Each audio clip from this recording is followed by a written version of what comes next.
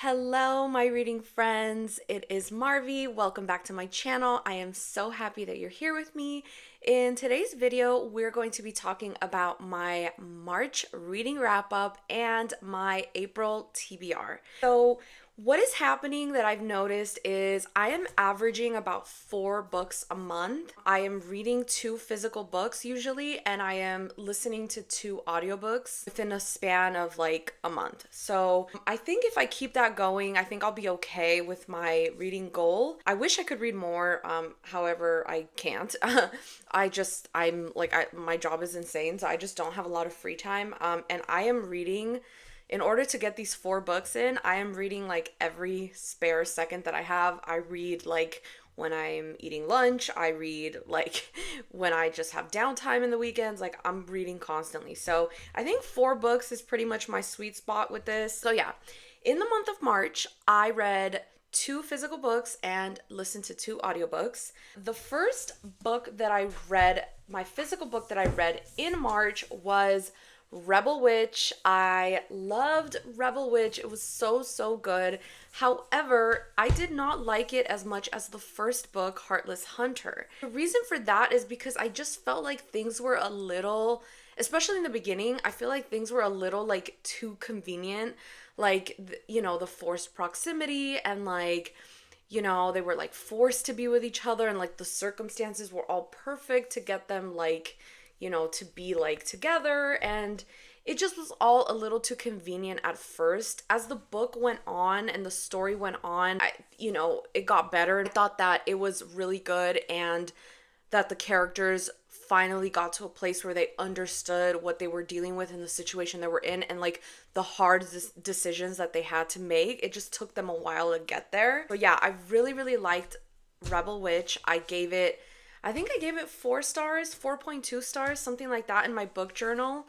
And I think I did give it 4 stars on Goodreads. Like I said, I really enjoyed it. It was super fun. It was a great ending to this really fun duology. It was a really satisfying story. It had a lot of twists and turns. It had a lot of ups and downs. I was really engaged. And so I thought it was a very good conclusion to a story that I've been enjoying. I just didn't like it quite as much as Heartless Hunter, but it was still really good. I was simultaneously listening to The Rose Bargain by Sasha Payton Smith on Audible, and I really enjoyed that as well. I gave it 3.8 stars. I am doing like obviously the points in between the stars because I think that that's just a more accurate rating for me personally. Really liked The Rose Bargain. I liked the character development and I liked the love story development between the 2 characters. I thought the twist at the end was insane. I was not expecting that at all. That was really good. Like the book for me personally was like a 3 star, 3.2 stars until it got to the like end, and I was like, "Oh my goodness, this is so good." So, I think that kind of pushed it over. The ending was really good, left on a great cliffhanger. Obviously, there's going to be a second book given what happens in it. I thought it was really good. I didn't really like the Regency era vibes and like the Bridgerton vibes of like having a court and like find a husband. Like I thought it was really cute and fun in the beginning, but as the book went on, I kind of found that like theme to be a little mundane and like a little, okay, like we get the point. Like that's kind of how I was feeling, because it was just like, oh, like I need to get this match, or like my family's doomed, and it just became a little like redundant and like repetitive, and I didn't really love that. So that's kind of where my lower rating comes into play. Did like the main character. I didn't really understand. Well, I guess it makes sense because I didn't understand what happened with her sister until the very end. It makes sense at the end, but like the whole book you're wondering like what happened? Like I was a little confused with what happened, but I did like the story and I like where the story went. I thought it was interesting and fun, and like I said, it leaves off on a cliffhanger, so I'm very excited for book 2. I will be picking up book 2. So yeah, that was really good. The stars of the show. The stars of the show come in the second half of the month. So I was chatting with a couple of my coworkers. We were talking about, because I have a lot of coworkers that read as well, so that's awesome. I'm actually wanting to start like a book club in our firm. I thought that would be fun. But anyways, so all of my coworkers have read Fourth Wing and I hadn't, and I was upset and I was not happy. So in the middle of the month, I started Fourth Wing. I was shocked. I was shocked. I was bamboozled. I was clearly, I have no words for this book. So here's the thing with me is when things are really, really hyped, I immediately lose interest. I don't like it. And I kind of like rebel because I just don't like following the hype. I don't like things that are like too popular. So that's one of the main reasons I didn't pick up Fourth Wing right away when I started my reading journey. I totally could have, but I just didn't because I was just like, everyone likes this book, Oh my lordy lord. I was eating my words. I was eating my words after chapter 1. That was probably the best chapter 1 I've ever read in my life. I was so excited to keep reading. The only reason I didn't was because we had to leave and like go somewhere and do something. But I was hooked immediately. Immediately. I have never looked at something and been like, wow, that lived up to the hype it's received, and more so, and more so. This was a 10-star book. 10 stars out of 5. I mean, incredible. What a masterpiece. Rebecca Yarros is writer of our generation. I mean, I'm obsessed. I'm absolutely obsessed. I could not put this book down if I tried. Usually what was happening is like I would have to kind of force myself to read because I have such little small pockets of time to read. This was not the case. I mean, I could not put this book down. I could not put it down. I was enthralled from chapter 1. What a good story. It did, however, I will say this, it reminded me a lot of Divergent. About like, how they have to train and like, the guy is like helping her, but he's kind of like her superior and like, they have this like physical job and like they have to go through all these challenges and obstacles. Very Divergent vibes, which whatever, that's not really a turn off for me. I enjoyed it from book page 1 to the last page. It was incredible. The way it ends, I was shocked. It had everything. I mean, I could go on and on about this book. It had everything. I could go on, and I am going to go on and on. It had everything. I mean, for me personally, like the love between Violet and Xaden was everything. I have never shipped the way I have now. I'm obsessed with them. I'm obsessed with how their love has developed, how it's grown. Chef's kiss. Incredible. But more importantly than that, what I really liked about this book was Violet's story and how she started out being scared, intimidated, literally scared for her life. Nobody believed in her. She didn't believe in herself. Like, her family thought she was going to die. She thought she was going to die. She almost died many times. And somehow, some way, she turns out to be what she is. Like, that path of self-discovery for me was the best part of the book. Like, I loved the love story. I loved the spice. It was perfect. But like, her character development for me was absolutely incredible. No notes. Like, Rebecca Yarros ate and left no crumbs with that storyline. I mean, the character development was out of this world. Her relationships with her dragons were out of this world. How she comes to like believe in herself, that for me sent me over the edge.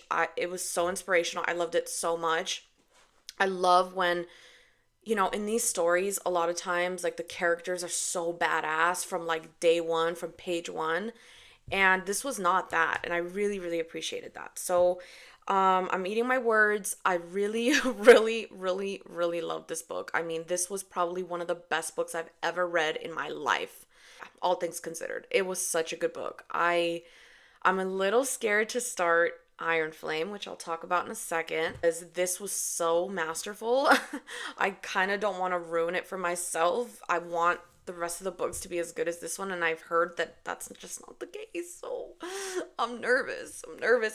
But anyways, this was a 10 stars out of 5. Incredible. Love that book so much. And then the other book that I read on Audible was A Court of Thorns and Roses. I loved it so much. I listened to it. It was like free for my subscription. I didn't have to like buy it with one credit. The author, the like narrator kept calling Resand Resand. I was like, what? Anyways, I really enjoyed that book. Again, I could not stop listening to it. Normally, what's happening is I will listen to Audible when I'm commuting to work or when I'm just driving around, which is not often because I do work from home some days. And so I just don't get a lot of listening time in. But I was so enthralled with ACOTAR that I was listening to it when I was showering. I was putting it on like my little speaker, when I was getting ready, when I was cleaning my house. Like I was listening to it all the time, and I actually went through it really fast, and I already have started A Court of Mist and Fury, the second book, and I'm really liking that one, but not as much as the first one. I mean, that book is a masterpiece. It was so good. I loved it again from beginning to end. I have no notes. Her story also is very, very inspiring, and what she goes through is so real. How, like, what happens to her really breaks her. I like that the author didn't shy away from that. I have read Throne of Glass series, and I didn't like them as much as the first book of Agatar. So yeah, I love it. I loved it. It was incredible. Like, again, I gave it 5 out of 5. Incredible. The second book is a lot of like world building so far, but my friends are telling me like, no, just wait, just wait. So I'm waiting. I'm being patient. I'm being patient. You know, I'm not known for my patience, but I'm being patient. So, yeah, I'm so excited to finally be reading these like very popular books, and I am pleasantly surprised so far. So, I am knocking it out of the park so far. So, that leads me to my April TBR. So, I really would like to start Iron Flame. However, like I just mentioned, I'm a little nervous. I'm a little nervous, you guys. I'm a little nervous that my beautiful Fourth Wing experience is going to be a little tainted, because that's what I've heard that this book does, and I am very, very petrified. Actually petrified. So let me know down below. I'm a little scared to rip off the Band-Aid. I think I am going to start it in April. I think I just need to give myself a little breather, which leads me to my next book. So I was at Target this weekend perusing, and, you know, just perusing the aisles like I do. And I picked up Quicksilver. And I have been wanting to pick up Quicksilver for a while, and I just happened to land on a page in Target where I was reading some very interesting spice, and I said, yeah, add to cart. Put it in my cart right then and there. So I did purchase it. I hate the cover. I know there's some other editions that are out and about, and I've looked for them online and I couldn't find them, so I have to unfortunately get this ugly cover. But I heard this book is really good. Again, some of my coworkers who are also reading, they are loving it. So my plan is to read these two in April, finish listening to A Court of Mist and Fury, and then move on to ACOTAR number 3. That's my plan for April. I'm very excited. I am really, really excited about what I'm reading. I haven't felt like this in a while. The other books that I read in January and February were good books, but I didn't feel this like excitement that I feel right now. So I'm loving it. I'm absolutely loving it. I think April's gonna kill. It's gonna be amazing. There are also a lot of books coming out in April. I know that the second book to the Phantasma series is coming out. I haven't read Phantasma. I really, really want to. And so if I breeze through these, I think I might pick up Phantasma so that I could get to the second one that comes out. I think it already came out yesterday. So, yeah. Anyways, that was my March reading wrap up and my April TBR. I hope you guys enjoyed it. I hope you guys stick along for the ride. Let me know down below what you think, if you're excited, what you're looking forward to reading, and I will catch you guys on the next one.